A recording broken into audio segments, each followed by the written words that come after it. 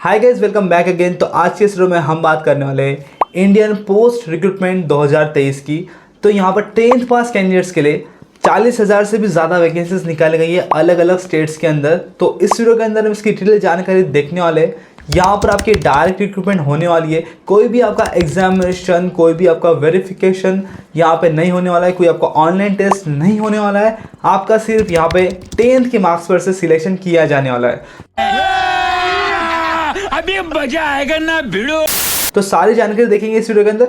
चलिए शुरू करते हैं इस वीडियो को। तो यहाँ पर ग्रामीण डाक सेवक के लिए वैकेंसी निकाली गई है। 3 तरह की पोस्ट यहाँ पर रहती है। सबसे पहले branch post master BPM, then यहाँ पे एबीपीएम यानी कि assistant branch post master, third post है डाक सेवक की।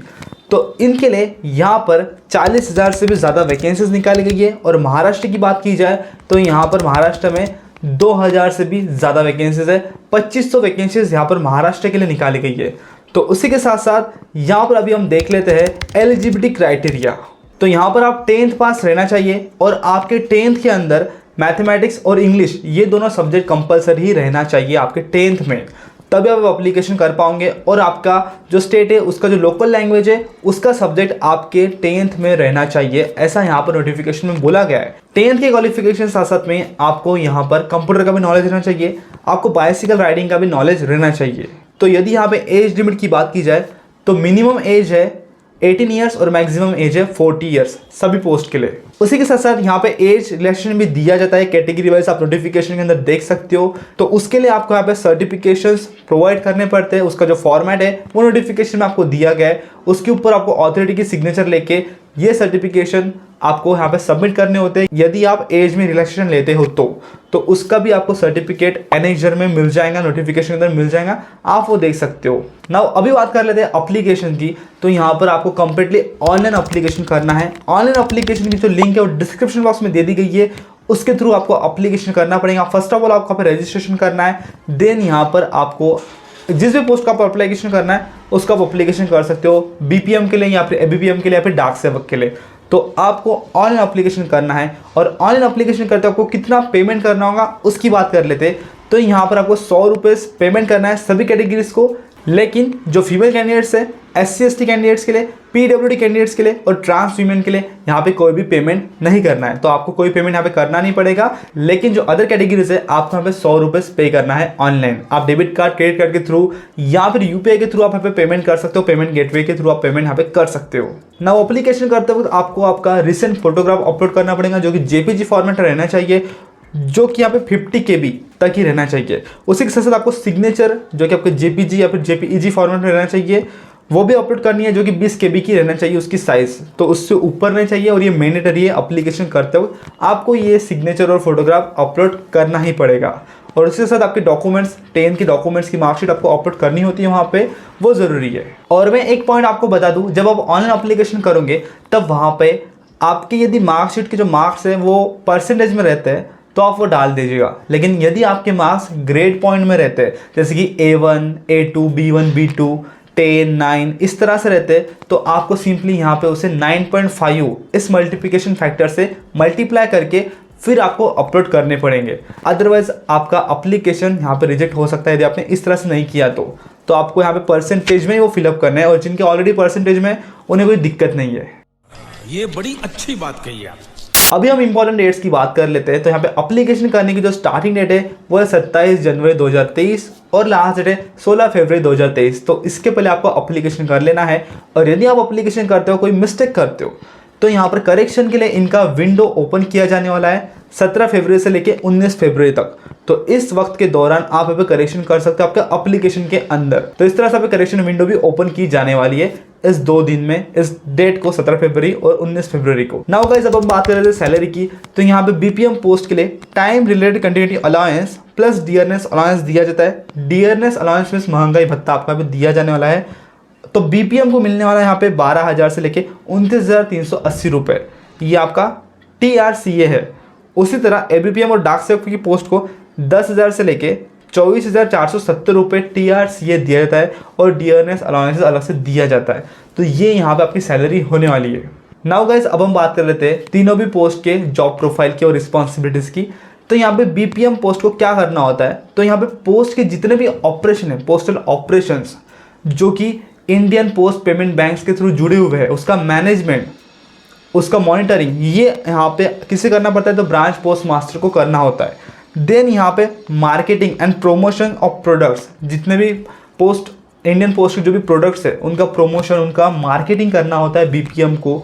जितने भी इनके सर्विसेज है जैसे कि CSC कस्टमर सर्विस सेंटर्स, ये सर्विसेज भी आपको प्रोवाइड करनी होती है। एज अ बीपीएम आपको सर्विसेज प्रोवाइड करनी होती है।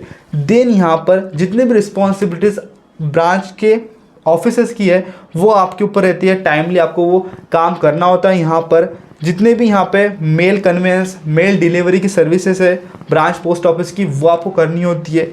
यहाँ पर आपको असिस्ट करने के लिए ABPM रहते हैं, यानी कि ABPM की जो पोस्ट है वो यहाँ पे आपको सहायता करेंगे, वो आपको असिस्ट करेंगे। तो BPM को ABPM असिस्ट करते हैं और ये दोनों वाइस वर्सा में काम भी कर लेते हैं कभी कभी, ऐसा भी यहाँ पे बोला गया है। और BPM को जितने भी उनकी जो हायर अथॉरिटीज़ है वो काम देंगी वो आपको करने होते हैं। तो BPM को इतने काम यहाँ पे करने होते हैं, हायर अथॉरिटीज़ के भी काम आपको करने होते हैं। बात कर लेते हैं रेसिडेंस और अकोमोडेशन की। तो BPM पोस्ट को जब अप्लाई कर रहे हो तो यहाँ पर आपको सिलेक्ट हो जाने के बाद में और एंगेजमेंट से पहले, यहाँ पे आप जब ज्वाइन करेंगे उससे पहले और सिलेक्ट हो जाने के बाद में आपको क्या करना है?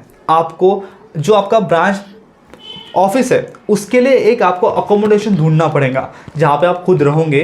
तो वो अकोमोडेशन आप सरकार के थ्रू भी ले सकते हो, या फिर सरकारी कोई ऑफिस ले सकते हो, या फिर आपका खुद का भी वहाँ पे विलेज में कोई घर हो सकता है, या फिर आप कुछ रेंट पे रह सकते हो। यदि आप वो खुद ले रहे हो तो आपको सरकारी तरफ से उससे रेंट मिलेगा। लेकिन यदि आप वो गवर्नमेंट का कोई स्कूल है, कोई ऐसा यहाँ पे पब्लिक स्कूल है गवर्नमेंट का, और उसमें यदि आपने ऑफिस ओपन किया है तो आपको इतना ज़्यादा रेंट नहीं मिलेगा गवर्नमेंट की तरफ से, मिलेगा लेकिन इतना ज़्यादा नहीं जो कि आपको खुद के दम पे लेने पे मिल रहा था। तो आपको एक काम करना है, जैसे आप सिलेक्ट हो जाओगे आपको एक विलेज के अंदर जहाँ पे भी आपको ज्वाइनिंग होने वाला है वहाँ पे आपको ऑफिस एक ढूंढ लेना है, ब्रांच ऑफिस, या आपका यहाँ पर रिस्पॉन्सिबिलिटी है और वहीं पे आपको रहना पड़ेगा। और वहाँ पे क्या है, इलेक्ट्रिसिटी की सुविधा रहनी चाहिए उस ऑफिस के अंदर, वो ग्राउंड फ्लोर पे रहना चाहिए ताकि आपके कस्टमर्स को दिक्कत ना जाए।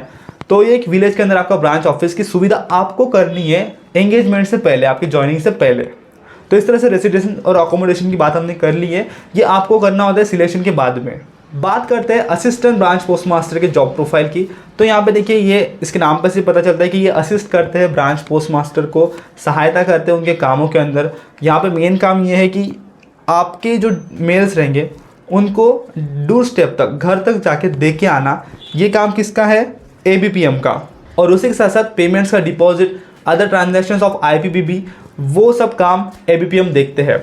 उसी के साथ साथ यहाँ पर मार्केटिंग एंड प्रमोशंस, प्रोडक्ट्स का और सर्विसेज प्रोवाइड करना, ये सारे काम भी ABPM यहाँ पे कर लेते हैं और असिस्ट करते हैं, वो हमने पहले ही देख लिया। यहाँ पे मैंने आपको पहले बताया था कि कंबाइंड ड्यूटी भी रहती है ABPM और BPM की, वो दोनों साथ में काम करते हैं। उसी के साथ साथ जो भी हायर अथॉरिटीज़ जैसे कि IPO, ASPO, SPO, SSPOs जो आपको काम देंगे वो आपको यहाँ पे करने होते हैं। यहाँ पे ABPM के रेसिडेंस की बात की जाए तो वो कहाँ पे रहते हैं? तो वो HO, SO या फिर BO, इनके जो ऑफिसेस रहेंगे वहाँ पर रहते हैं। नाउ फाइनल बात कर लेते हैं डाक सेवक के जॉब प्रोफाइल की। तो यहाँ पे देखिए, जो डाक सेवक की पोस्ट है उनका भी सेम काम है ABPM जैसा, लेकिन इसमें एक एडिशनल काम है।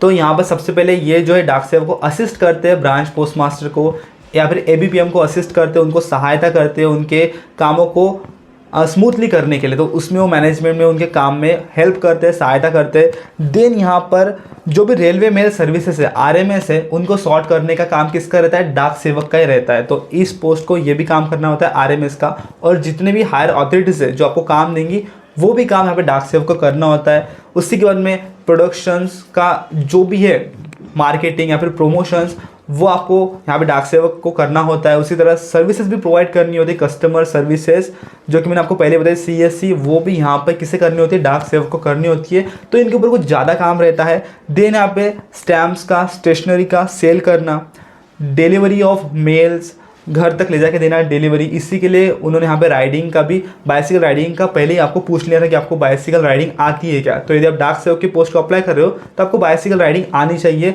ताकि आपको एक घर तक डिलीवरी करनी होती है मेल्स की, आपको कन्वे करना होता है मेल्स को।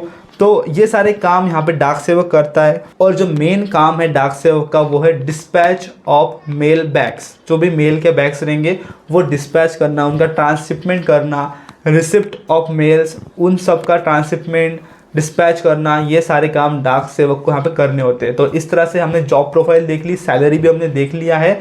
फाइनली गाइस अब हम बात करते हैं रिजल्ट की। तो आपका जो रिजल्ट रहेगा वो इनकी ऑफिशियल वेबसाइट पे वहाँ पे रिलीज़ कर दिया जाएगा। वहाँ पे जाके आप देख सकते हो जितने कैंडिडेट सिलेक्ट हुए होंगे उनके उसमें नाम रहेंगे और वो इस 1 साल के दौरान यहाँ पे रिजल्ट अनाउंस हो जाएगा। मुझे बहुत बार कमेंट्स भी आते हैं कि भैया कब रिजल्ट लगेगा, तो इसके लिए आपको इनकी जो ऑफिशियल वेबसाइट है वहाँ पे जाके चेक कर लेना है और ऑफिशियल वेबसाइट की लिंक डिस्क्रिप्शन बॉक्स में आपको दे दी गई है, वहाँ से आप चेक कर सकते हो। और जितने भी कैंडिडेट्स सिलेक्ट हुए हैं आपको 10-15 दिन के अंदर आपके जो ओरिजिनल डॉक्यूमेंट्स है और उनकी जेरॉक्स कॉपी का 2 सेट लेके जाना है। जहाँ पे बुलाएंगे वहाँ पे आपको वो वेरिफिकेशन करना पड़ेगा आपके डॉक्यूमेंट्स का, जितने भी कैंडिडेट सिलेक्ट हो चुके हैं। और यहाँ पे एनेक्जर 1, एनेक्जर 2 और एनेक्जर 3 आपको नोटिफिकेशन में दिया गया है, वो भी परफॉर्मा आपको फिलअप करके लेके जाना पड़ेगा। मैं आपको पहले यहाँ पे बता दे रहा हूँ, वो नोटिफिकेशन के अंदर है, वो आपको सिलेक्ट होने के बाद में लेके जाना है और आपके डॉक्यूमेंट्स भी आपको ओरिजिनल लेके जाना है। 2 फोटोकॉपी के सेट्स भी आपको लेके जाने पड़ेंगे। तो ये सारे डॉक्यूमेंट्स आपको वहाँ पे वेरिफिकेशन के लिए लेके जाना है आफ्टर सिलेक्शन। और फाइनली गाइज आप स्क्रीन के ऊपर देख सकते हो नोटिफिकेशन के अंदर आपको वैकेंसीज दे रखी है सभी स्टेट्स की, तो ये आप देख सकते हो, इसका स्क्रीनशॉट ले सकते हो। महाराष्ट्र के लिए मैंने पहले आपको बता दिया था। तो इस तरह से कैसे नोटिफिकेशन आ चुका था पोस्ट ऑफिस की तरफ से। यदि आपको डाउनलोड करना है तो आपको हमारे टेलीग्राम चैनल में प्रोवाइड कर दिया गया है, वहाँ से आप डाउनलोड कर सकते हो। टेलीग्राम चैनल ज्वाइन नहीं किया, ज्वाइन कर लीजिएगा, लिंक डिस्क्रिप्शन बॉक्स में है। और गाइस बहुत दिनों से हमारे चैनल पे वीडियोस नहीं आ रहे थे, तो उसका एक ही रीज़न था कि मैं यहाँ पे पहले तो एग्जामिनेशन की तैयारी कर रहा था और अभी हमारे कॉलेज का टूर गया था जो कि मनाली कुल्लू गया था, और उसी की वजह से मैं यहाँ पे वीडियोस डाल नहीं पाया गवर्नमेंट जॉब्स के। लेकिन वो जो व्लॉग रहेंगे वो आपको हमारे चैनल पर मिल जाएंगे। और ये वीडियो यदि आपको अच्छा लगता है तो इसको ज़रूर से लाइक करिएगा, आपके दोस्तों को शेयर कर दीजिएगा, इसने आपकी हेल्प की होंगी, तो ज़रूर से इसे लाइक कर दीजिएगा। और हाँ, इसी तरह की वीडियो के लिए चैनल सब्सक्राइब कर दीजिएगा। मैं मिलूंगा आपको अगली वीडियो में, तब तक के लिए जय हिंद, वंदे मातरम।